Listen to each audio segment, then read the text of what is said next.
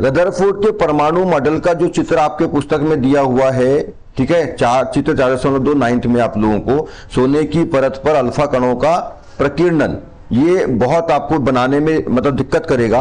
वहां सोने के झिल्ली के परमाणु दिए हुए हैं और अल्फा कणों से बौछार दिखाया है, ठीक है। तो उसको मैं सरलतम एक, अब यहाँ पे सोने की झिल्ली के बहुत सारे परमाणु दिया है, देखो दिख रहे हो ना आप पुस्तक में, बहुत सारे परमाणु है, मतलब जो मैंने एक गोला जो बनाया हूं, ठीक है। यहाँ पे ध्यान देना, यहाँ पे मैं क्या बता रहा हूं आपको, एक परमाणु दिखा रहा हूं, एक गोले का मतलब एक परमाणु दिखा, एक परमाणु में वहां बहुत सारे परमाणु बनाया है, देख रहे हो, है ना, बहुत सारे परमाणु, गिनोगे तो कम से कम वहां 20-30 परमाणु होंगे, मतलब पूरी झिल्ली, ठीक है, ऐसा। और बहुत सारे अल्फा कण भी वहां पे दिखाया है, ठीक है, उधर लिखा ना अल्फा कण। अल्फा कण किसके हैं? हीलियम के। यहां पे भी अपन लिखेंगे अल्फा कण किसके हैं? हीलियम के। और अल्फा कणों पर कौन सा आवेश था? धन आवेश, ठीक है। अल्फा कणों पर कौन सा आवेश? धन आवेश। और सोने की झिल्ली, तो सोने की झिल्ली के यहाँ बहुत सारे परमाणु दिए हुए, तो सोने की झिल्ली का अपन यहाँ पे एक परमाणु वाला चित्र बनाते हैं, क्योंकि बहुत सारे परमाणु वाले बनाएंगे तो बड़ा, है ना, जटिल कठिन लगेगा, बनाने में दिक्कत जाएगी, समझने को अपन एक परमाणु वाला बनाते, ठीक है। आपकी पुस्तक में जो चित्र दिया हुआ है ये बहुत सारे परमाणु वाला चित्र है ना, बहुत सारे परमाणु से बहुत सारे अल्फा कण गुजर रहे हैं, बौछार हो रही है उनकी। तो आप देख रहे हैं कुछ कण जो है सीधे निकल जा रहे हैं, कुछ कण सीधे निकल जा रहे हैं, कुछ अल्फा कण जो है देखो वहां से वापस मुड़ जा रहे हैं, कुछ अपने रास्ता बदल, नीचे वाले देखो कुछ रास्ता बदल दे रहे हैं, तो उसको अपन एक परमाणु में समझते हैं। ये जो मैंने बनाया ये सोने की झिल्ली का एक परमाणु है। क्या है ये?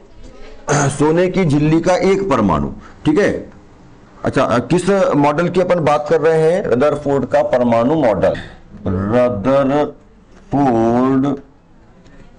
का परमाणु मॉडल, परमाणु मॉडल, मॉडल नहीं मॉडल, चंद्र है, चल ठीक है। तो इसके मैंने आपको बता दिया रदरफोर्ड के परमाणु मॉडल के तीन क्या है, तीन परिणाम है, तीन ही क्या है, निष्कर्ष है।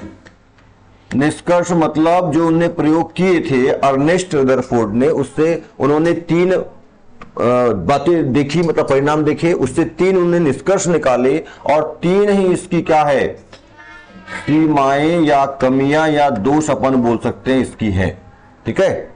तो हम यहां ये क्या है, ये सोने की झिल्ली का एक परमाणु है। मैं नीचे लिख देता हूं सोने, सोना मतलब गोल्ड, है ना, सोना का मतलब गोल्ड। सोने की झिल्ली क्यों ली? क्योंकि उनको बहुत पतली पतली, बहुत पतली से पतली झिल्ली चाहिए थी, वो किसी और धातु की बनाना संभव नहीं था, इसलिए, और सोने की बना सकते, इसलिए सोने की झिल्ली ली, मतलब अधिक पतली से पतली झिल्ली ले सके वो, इसलिए उन्होंने सोने की झिल्ली ली। सोने की झिल्ली का एक परमाणु, सोने की झिल्ली का एक परमाणु। पुस्तक में बहुत सारे परमाणु वाला चित्र दिया, अपन एक परमाणु वाला चित्र बनाते हैं, ठीक है, समझने में अच्छा रहेगा। तो सोने की झिल्ली का ये एक परमाणु ले लिया, इधर अल्फा कण है ना, ये जो मैं बना रहा हूं यहां डॉट डॉट डॉट, वो क्या है, ये है अल्फा कण। ये किसके अल्फा कण है? ये है हीलियम। हीलियम का सूत्र होता है He, संकेत उसका प्रतीक, हीलियम के अल्फा कण है ये अल्फा कण। ये अल्फा कण कैसा बनता है? हीलियम के अल्फा कण, ठीक है। मैं यहाँ पे बहुत सारे कण नहीं ले रहा हूं, मैं यहाँ पे 5 कण ले रहा हूं बस। कितने कण? 5 कण। और हीलियम के अल्फा कणों पर जो आवेश है वो कैसा होता है? धन आवेश होता है। इन सब पर कौन सा आवेश है? धन आवेश, है ना। हीलियम के अल्फा कण कैसे होते हैं? धन आवेशित होते हैं, धन आवेशित होते हैं, है ना। ये बात अपन ने लिख लिया, है ना, पुस्तक में दिया। अब ध्यान देना इधर, तो इन अल्फा कणों को की बौछार कराएंगे किसके ऊपर? इस सोने की झिल्ली के परमाणु के ऊपर। हम एक परमाणु वाला इसका चित्र बनाते हैं, बहु परमाणु चित्र आपको पुस्तक में दिया है पर बनाने में दिक्कत करेगा, इसलिए ऐसा बनाना, ठीक है। तो जब देखो मैंने यहाँ 5 कण लिया हूं, 1 2 3 4 5, बहुत सारे कणों की बौछार होती है, लाखों कणों की बौछार करवाते हैं, मतलब इसमें, पर यहाँ पे हम 5 ही ले रहे हैं चित्र को समझने के हिसाब से, ठीक है। तो ये पहले कण की जब बौछार कराते हैं, तो जब उन्होंने बौछार कराई, ठीक है, तो उन्होंने बौछार जब कराई, मतलब रदरफोर्ड ने इन अल्फा हीलियम के धनात्मक अल्फा कणों की जब बौछार कराई, किसके ऊपर? सोने की झिल्ली के ऊपर, ठीक है, वहां बहुत सारे परमाणु तो अपन एक परमाणु वाला बना रहे हैं। तो उन्होंने क्या देखा, उन्होंने 3 बातें देखी, 3 परिणाम उनको प्राप्त हुए, 3 बातें उन्होंने देखी। क्या देखी? कुछ कण सीधे सोने की झिल्ली के आर पार चले गए। तो एक तो मैंने ये कण लिया और सेम यही स्थिति वाला एक कण नीचे भी ले लेता हूं, सेम यही स्थिति वाला एक कण नीचे भी ले लेता हूं। ठीक है, समझ में आ रही बात? ये उन्होंने देखा कि कुछ कण क्या है, आर पार निकल गए, है ना, उनको कोई फर्क नहीं पड़ा, उनका ना मार्ग बदला ना कुछ हुआ, जैसे गए वैसे आर पार निकल गए। उन्होंने ये देखा, पहली बात। ठीक है, पहला क्या आ गया आपका परिणाम, अपन लिख भी लिया पहला परिणाम कि कुछ कण आर पार चले गए, लिखिए ना, सीधे आर पार चले गए झिल्ली के, ये पहला। दूसरी बात उन्होंने देखी कि जब कुछ कण यहां तक तो सही गए, ठीक है, यहां तक, और उसके बाद में उन्होंने अपने मार्ग को बदल लिया, ऐसा इधर विक्षेपित हो गए, अपने मार्ग से विक्षेपित हो गए, अपना मार्ग बदल दिया उन्होंने। सेम यही स्थिति वाला एक जो है इधर नीचे भी बनाते हैं, सेम यही स्थिति वाला इधर नीचे भी कर लेते हैं, ऐसा। समझ में आ रही बात, है ना? जो ये सेम स्थिति यहाँ पे, वो एक्चुअली यहाँ 3 ही स्थिति बन रही है, यहाँ 5 कण लिए ना, तो 5 एक्चुअली 3 ही स्थिति बन रही है। कुछ कण सीधे निकल गए, तो उसको नीचे भी दर्शा दिया, नीचे और ऊपर भी, नीचे भी। कुछ कण अपने मार्ग से, देखो मैंने लिखा हूं वहां पे, झिल्ली के केंद्र के पास, मतलब परमाणु के केंद्र, झिल्ली के केंद्र के पास या परमाणु के केंद्र के पास गए। जो केंद्र से दूर थे वो सीधे निकल गए। देखो ये वाले सीधे वाले, केंद्र से दूर वाले सीधे निकल गए। कुछ अल्फा कण जो केंद्र, ये केंद्र है ना, ये क्या है, ये 15 पूरा क्या है, ये परमाणु है। सोने का झिल्ली क्या है, सोने का एक परमाणु है, बीच में कौन होता है परमाणु के? नाभिक। हाँ, अब केंद्र बोलेंगे, अभी नाभिक, अभी सही बात। रदरफोर्ड ने जब प्रयोग किया तब तक नहीं मालूम था कि उस केंद्र को नाभिक बोलते हैं, नाभिक नाम नहीं दिया गया था इसको। परमाणु, रदरफोर्ड के परमाणु मॉडल को परमाणु का नाभिकीय मॉडल भी बोलते हैं। क्या बोलते हैं? परमाणु का नाभिकीय मॉडल, ये भी कहा जाता है इसको। परमाणु का नाभिकीय मॉडल भी कहा जाता है। क्यों कहा जाता है? क्योंकि इसी मॉडल के बाद या इसी प्रयोग के बाद ये किसी भी परमाणु के केंद्रीय भाग को नाभिक नाम दिया गया था। और ऐसा ये भी प्रश्न आता है कि परमाणु के नाभिक की खोज किसने की थी? ठीक है, या परमाणु का नाभिकीय मॉडल कौन सा है? तो रदरफोर्ड का परमाणु मॉडल, ध्यान रखना। ठीक है, नाभिक है, नाभिकीय मतलब नाभिक, तो ये बीच में ना, तो अभी मैंने देखो इसलिए मैंने पहले से नाभिक नहीं लिखा हूं, उसको बाद में लिखेंगे अपन, क्योंकि बाद में निष्कर्ष में आया कि इसको नाभिक बोलेंगे। ठीक है, तो परमाणु जो झिल्ली का जो केंद्र था, केंद्र के जो पास में कण गए वो अपने मार्ग से विक्षेपित हो गए। जैसे आप सीधे दौड़ते हुए जा रहे हो, है ना, दौड़ते जा रहे हो, सामने आपको शेर बैठा मिल जाए, आप किसी रास्ते पर सीधे रास्ते में जा रहे हो, सामने शेर, तो कैसा करोगे? अबे भाग इधर, कल्टी मार दोगे कि नहीं मार दोगे? कि सीधे जाओगे? नहीं ना। तो वैसे ये परमाणु जो बहुत तेज गति से जो अल्फा कण है, हीलियम परमाणु के अल्फा कण जा रहे थे, जैसे ही उनको दिखा इधर कुछ ना कुछ दिखा, उनको यहां पे कुछ ना कुछ दिखा, उन्होंने अपना रास्ता बदल दिया, है ना, कुछ कोण से, यहां पे कुछ कोण से विक्षेपित कर दिया, ऐसा, है ना, कुछ ना कुछ यहाँ कोण बनेगा, कुछ ना कुछ यहाँ कोण बनेगा, 30 अंश, 40 अंश, 20 अंश के कोण से वो क्या हो गए? विक्षेपित हो गए। सीधे जा रहे थे तो सीधे जाते हो क्या हो गया? कुछ कोण से विक्षेपित हो गए। ठीक है ना, ऐसा। अब ये कोण बाहर भी बन सकता है, ये कोण यहाँ पे अंदर ही बन सकता है, तो मैंने बाहर बना दिया, तो ये होगा। तो ये जो आप ये मत समझना कि सर 4 कण हो गए, 4 कण नहीं, यहाँ 2 ही कण हुए, 2 स्थिति हुई है। सीधे गए तो नीचे भी सीधे गए, बता दिया मैंने, कुछ कण सीधे गए, ऐसा तो एक ही स्थिति हुई हो, सीधे गए मतलब एक स्थिति। दूसरा, अपने मार्ग से विक्षेपित हो गए, दूसरी स्थिति। और तीसरा कण जो है, तीसरी स्थिति जो है उसको समझिएगा। तीसरे कण जो है वो कुछ कण जो है परमाणु के, जो झिल्ली है, झिल्ली का परमाणु, उसके सामने गए, ठीक है, और वहां से वो क्या हो गए? उसी मार्ग पर वापस आ गए, वहां से वो उसी मार्ग पर वापस, ये ऐसे, ठीक है, उसके सामने से वो जो केंद्र था, अभी नाभिक नहीं बोलेंगे, बाद में नाभिक बोलेंगे, जो केंद्र था उसके सामने कुछ कण ऐसे गए और वहां से कैसे आ गए? वापस आ गए। तो आपके पास कुल मिला के स्थिति कितनी है? केवल 3 स्थितियां हैं, ये 1, ये 2 और ये 3। ठीक है, नीचे वाले को काउंट मत करना, जो 1 है वही नीचे वाला है, जो 2 है वो ये वाला है। तो कुल मिलाकर के 3 स्थितियां आपके पास है। तो 3 स्थिति से 3 परिणाम, 3 निष्कर्ष और 3 ही सीमाएं। बिल्कुल सिंपल सा और बहुत सरल तरीके से इसको समझेंगे, ध्यान रखेंगे। ठीक है।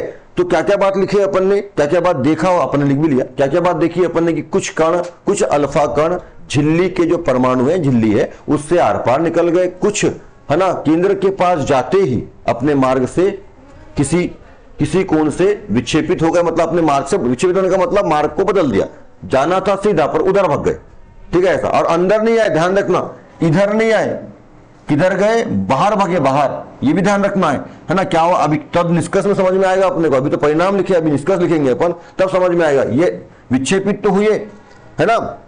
देखो आप यहां से जा रहे हो, शेर यहां बैठा है, तो आप बताओ मेरे को इधर जाओगे कि इधर जाओगे। ये है आपकी ए स्थिति और ये है आपकी बी स्थिति। ए में जाओगे ना भाई, शेर से बचना है तो उधर भागना पड़ेगा, दूर उसके पास में जाओगे। तो ये समझ लो यहाँ पे शेर है और ये कण है, तो बाहर भागेगा वो, ठीक है, अंदर नहीं आएगा, ये भी ध्यान रखना। ये तो बात विक्षेपित तो हो रहा है सर, तो अंदर विक्षेपित मत कर देना। लिखना और उसको समझना, उसकी सही स्थिति को, ये दो अलग अलग चीजें होती है ना। हमने क्या लिखे, वो अपने मार्ग से विक्षेपित हो गया, मतलब उसने रास्ता बदल दिया। पर रास्ता किधर बदला सर, ठीक है, वो केंद्र की तरफ आया कि केंद्र से बाहर की तरफ गया, केंद्र से बाहर की तरफ गया। ये बात ध्यान रखेंगे। तीसरी बात हमने लिखी कि 12,000 अल्फा कणों में से एक अल्फा कण, आपके पुस्तक में 9th के सिलेबस में यहां क्या दिया है, 12,000 अल्फा कण दिया है। आप जब 11th में जाओगे, मैंने पहले बोला 9th का सब कुछ 11th में मिलेगा आपको फिर से, इसलिए ध्यान पूर्वक समझ के अच्छे से पढ़िए, ठीक है। ध्यान रखिए 11वीं में फिर जाओगे फिर पढ़ने मिलेगा, यदि मैथ्स बायो यानी साइंस ग्रुप पढ़ते हो तो, ठीक है। और आर्ट वार्ट पढ़ोगे तो फिर तो ठीक है ना, आर्ट एग्रीकल्चर पढ़ोगे। हाँ, तो 12,000 में से कुछ कण लिखा है आपके सिलेबस में, आपकी पुस्तक में, तो अपने 12,000 लिखे। पर ये जब 11th में जाओगे तो वहां लगभग 20 से 25,000 कणों में से एक कण बोलता है, वहां के सिलेबस में लिखा हुआ है। ये सब लगभग है, क्योंकि अल्फा कण बहुत सूक्ष्म होते हैं तो उनको देख पाना संभव नहीं है, तो एक अनुमान वैज्ञानिकों ने लगाया। तो यहाँ पे 12,000 लिखा है और वहां की पुस्तक में 20,000 लिखा है, 20-25,000 कण लिखा है। तो अब एक तो गए, सीधा गए, कुछ कण विक्षेपित हो गए। तीसरी बात, 12,000 या 20,000 जो भी है, उसमें से एक कण जो बिल्कुल उस परमाणु या उस झिल्ली के केंद्र के सामने गया था, परमाणु के सामने गया था, उसमें से जो एक कण है वो जो सामने गया था, वो एक कण ऐसा गया है ना सामने से, और यू टर्न मार के, कौन सा टर्न, यू टर्न, नाम सुने ना यू टर्न। अबे यू टर्न मार, यू टर्न था यार वहां पर ऐसा, यू टर्न का मतलब यू के समान, है ना। यू कैसा होता है, ऐसा होता है, तो इसको थोड़ा सुला दो, थोड़ा इस तरह से कर दो, यू टर्न मारना, इसको बोलते हैं यू टर्न, है ना। यू कैसा होता है, ऐसा होता है, उसको आप ऐसा कर दीजिए, यू टर्न। टर्न मतलब मुड़ना। तो वो सीधा जा रहा था, जैसे देखा सामने शेर बैठा है, क्या बैठा है, हाँ तो क्या है वो, केंद्र परमाणु का केंद्र है ना, तो ठीक है। तो परमाणु, तो वो सामने से ऐसा गया, यू टर्न मार के भैया वापस आ गया। तीर का चिन्ह देख रहे हो, ये तीर का चिन्ह गया और ये वापस आ गया, ये तीर का चिन्ह सीधा गया, ये तीर का चिन्ह सीधा गया, समझ में आ रही। तो ये 1 2 3 स्थितियां हैं, नीचे की स्थिति को काउंट नहीं करेंगे अपन। इन 3 स्थितियों से 3 परिणाम, 3 निष्कर्ष, 3 सीमाएं। बात समझ में आई क्या, कौन सा टर्न बोलते हैं इसको, यू टर्न। कई बार जब हम रास्ते में चलते हैं तो कई जगहों पर ऐसे टर्न आते हैं, खासतौर पर पहाड़ी मार्गों में, है ना। इधर से ऐसा गए थे और ये मुड़े और फिर ऐसा आ गए, फिर ये मुड़े फिर ऐसा आ गए, फिर ये मुड़े ऐसा, ये कौन से टर्न हुए, इनको बोलते हैं यू टर्न। यू के शेप के रहते हैं, यू के आकार, अंग्रेजी का अल्फाबेट होता है ना यू, उसके आकार के होते हैं, इसलिए यू टर्न कहा जाता है, ठीक है, अलग। जैसे यू टर्न, अच्छा कई बार ऐसे वाले मिल गए, मान लो जेट, ऐसा गए, तो जेट टर्न बोलेंगे उसको, जेड, वो अंग्रेजी का अल्फाबेट के हिसाब से। जनरली यू टर्न बहुत फेमस है, नाम सुना हो। तो सोने की झिल्ली का हमने एक परमाणु लिया, उसके ऊपर हीलियम के अल्फा कणों की बौछार कराई। ये वाला चित्र आपको बनाना है। देखो ये चित्र बनाने में आसान होगा, आपकी पुस्तक का चित्र देखिए, बहुत खतरनाक है। उसने पूरे, खतरनाक का मतलब ऐसा है कि बहुत सारे परमाणुओं के लिए, अपन एक परमाणु के लिए बनाते हैं, तो समझने में आपको आसानी होगी ऐसे, और समझ में भी आ गया। अच्छा, इससे अब एक बात और समझ लो, अब निष्कर्ष लिखेंगे अपन, पर लिखने से पहले मैं बता दे रहा हूं आप लोगों को, फिर लिखेंगे। पहला, ये तो उन्होंने देखा, ये परिणाम प्राप्त हुए, ये क्या प्राप्त हुए, परिणाम। अब निष्कर्ष 3 क्या प्राप्त हुए, है ना, निष्कर्ष क्या प्राप्त हुए। तो पहला निष्कर्ष आप वहां पे देख रहे हो, परमाणु का केंद्र धनावेशित होता है, ठीक है।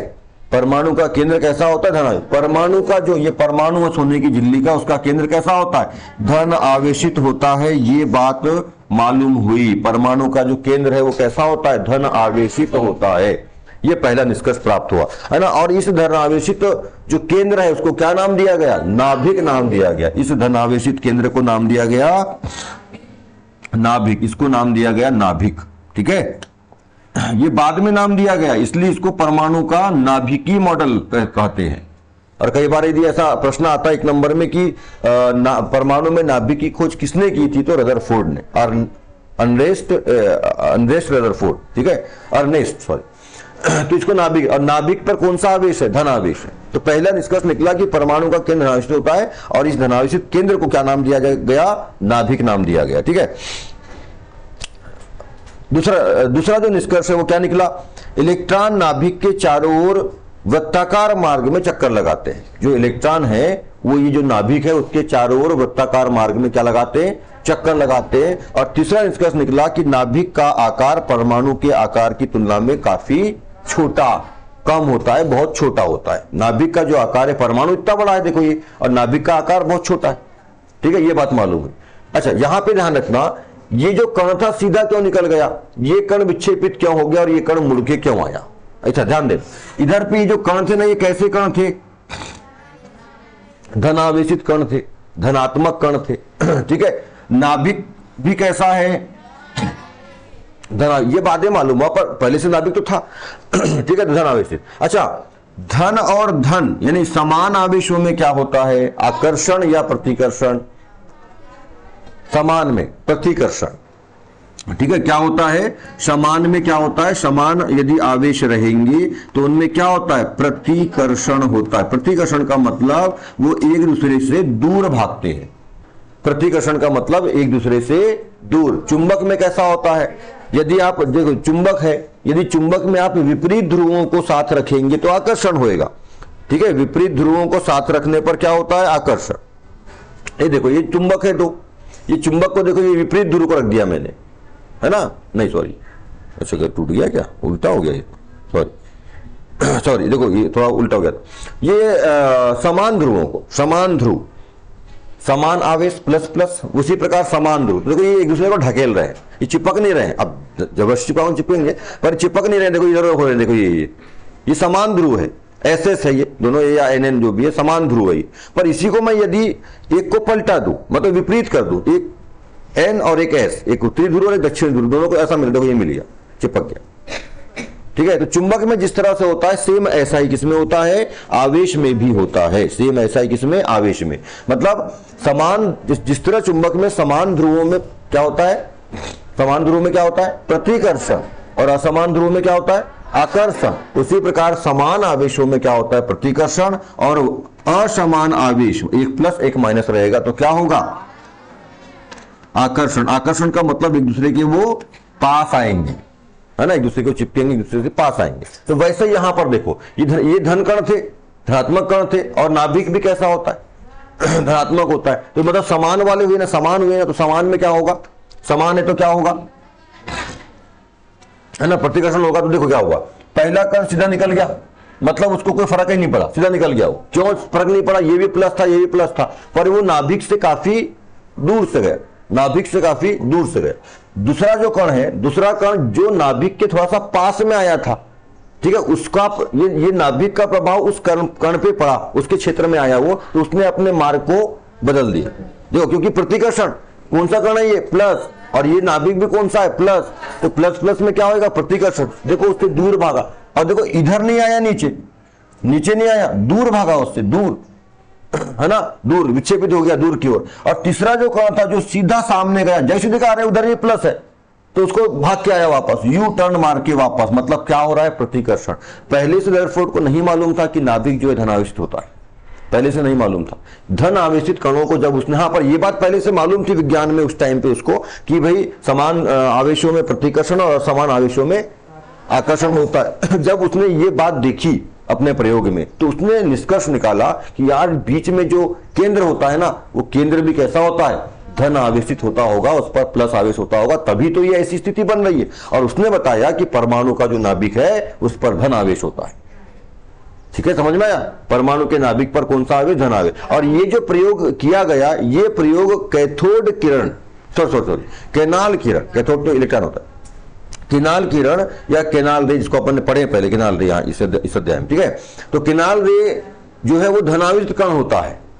ठीक है, और वो नाभिक के, मतलब किसी परमाणु के परमाणु में पाया जाता है। ये प्रयोग उसको मालूम था पहले से, ये बात उसको मालूम थी पहले से, प्रतिकर्षण आकर्षण वाली बात मालूम थी। इन सब चीजों के ज्ञान के हिसाब से उसको मालूम था पहले से, क्योंकि ये बातें पहले खोजी जा चुकी थी। उस आधार पर उसने क्या किया, बताया कि भाई नाभिक जो होता है, मतलब परमाणु के केंद्रीय भाग को क्या बोलेंगे, नाभिक बोलेंगे। और नाभिक कैसा होता है, धनावेशित होता है। उसने ये भी बताया कि नाभिक का जो धनावेशित भाग है, मतलब धनावेश क्यों होता है नाभिक पर, क्योंकि जो प्रोटॉन होता है, कौन, प्रोटॉन, प्रोटॉन P, वो नाभिक में ही पाया जाता है, उपस्थित होता है। और इस कारण से, क्योंकि प्रोटॉन धनावेशित कण है। प्रोटॉन मतलब उस टाइम का नाम क्या था, केनाल किरण या धन किरण, या उसको अपन एनोड किरण भी बोलते हैं, या धन कण भी बोलते हैं। ये सब लिखा दिया मैंने आप लोगों को, सब है ना। उसके कारण इस पर धनावेश होता है, ठीक है। और इस तरह से ये प्रयोग से निष्कर्ष आए कि जो है, निष्कर्ष क्या क्या आया कि भाई जो परमाणु का नाभिक है उस पर धनावेश होता है। उस नाभिक को क्या नाम देंगे, सॉरी उस केंद्र को क्या नाम देंगे, नाभिक नाम देंगे, ठीक है। इसी कारण से ये सारी घटना यहाँ पे जो घटी थी अल्फा कणों के द्वारा, इस तरह से जो है सबसे मेन बात रदरफोर्ड के नियम में, परमाणु मॉडल से मालूम हुई कि परमाणु के केंद्रीय भाग में धन आवेश होता है, और वो धन आवेश प्रोटॉन के कारण होता है, और इसलिए उन्होंने नाम दिया उसको नाभिक। समझ में? तो परमाणु के केंद्र को क्या बोलते हैं, नाभिक। इस बात के बारे में किसने बताया, रदरफोर्ड ने। इसलिए इसको परमाणु का नाभिकीय मॉडल, और परमाणु में नाभिक की खोज करता कौन, रदरफोर्ड। ध्यान रहेगा, है ना। सोने की झिल्ली पर हीलियम के अल्फा कणों की बौछार कराई, ठीक है। उससे 3 परिणाम आए, 3 निष्कर्ष आए, और 3 सीमाएं भी थी। सीमा का मतलब कमियां वगैरह, ठीक है। तो ये चित्र बनाएंगे आप। अभी अपन 3 क्या लिखेंगे, निष्कर्ष, और 3 सीमाएं भी लिखेंगे, ठीक है।